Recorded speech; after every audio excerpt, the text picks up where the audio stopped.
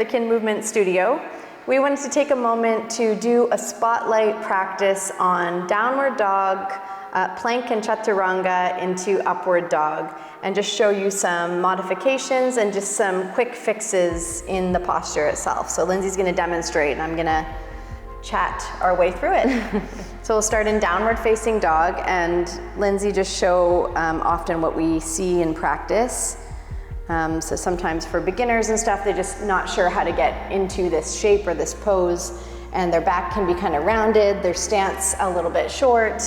So we're going to start by separating the feet below the hips. That looks actually pretty good. And then creating more space between the hands and the feet. There we go. And now bend your knees a little bit so it's less strain on the low back and hamstrings. Once the knees bend, then we can feel the sit bones lift back and up, and we get way more length in the spine. And then yeah, drop your head. So a lot of people want to hold their head up and they're kind of looking forward. You want to let the weight of the head go, let the neck get long, and the eye gaze actually rolls up towards the knees, thighs, even the navel. And then we want to make sure we aren't collapsing into the shoulders, so we keep the chest and the shoulders engaged, and we keep the hands even turned on, so we're pressing the weight forward and out through the fingertips. So how does that feel, Linz? Much better. It's easier to breathe, it's easier to stay. Yeah. And you can keep your knees bent, so you don't have to have the straight legs, heels touching down. You can work towards it, but this is perfectly fine. So let's move on. Let's carry on to plank pose. So it's just a swift movement forward. The chest comes forward, shoulders stack over the hips. Let's start back here. Heels are lengthening, quads are activated. Hips in line with shoulders, in line with ears ideally. The modification would be to drop the knees down, right? So you've got a little more center support, you're still squeezing your core in, but you've got that support of the knees down underneath you. Let's lift them back up. So, and what we see sometimes is maybe the wrists a little ahead of our shoulders or the hips dropping. The hips sagging down, right? So we wanna scoot those up, make sure shoulders are over top of the wrists. We've got that nice alignment and support there of joint over joint. And then from here, we're gonna lower down through our yoga push-up, maybe show an example of what it can look like sometimes, dipping the shoulders right down. Okay, so here you see she's dumping the load forward into the shoulder joint. We actually wanna come up and stop at about elbow height. So come forward, pause, at about elbow height there, and then move into our upward dog. So we're not dumping the weight all forward into the shoulders. Okay, nice. Let's come back to plank.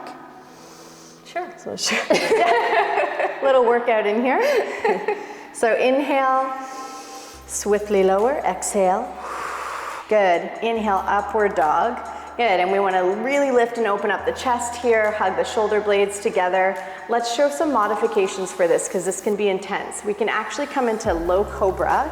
So the elbows are bent, hugging in. We've got the support of the hands, and we just lift up about halfway. We're still in a bit of a back bend. We're still opening the chest. Another option to get right off the wrists is to come onto the elbows and forearms and into Sphinx pose. And we've got the same action here in the upper back and the chest. Shoulder blades hugging together, shoulders dropping down and back. Collarbones are nice and wide, right? The neck is an extension of the spine, so nice length there. All right, let's move through that full cycle. Okay? So we've got downward facing dog, soften through the knees. Nice long spine, sit bones are high, the hands are grounded. Inhale forward to plank, engage the belly.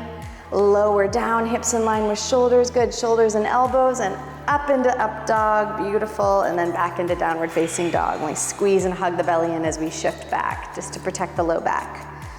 All right. Nice, so I hope that that was helpful. A little demonstration, and we will see you again soon. Bye.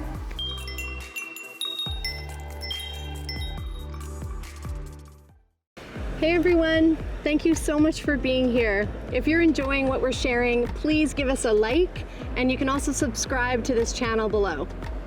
And if you want to follow us along on this journey, you can find us at kin.co or on Instagram at kinsite.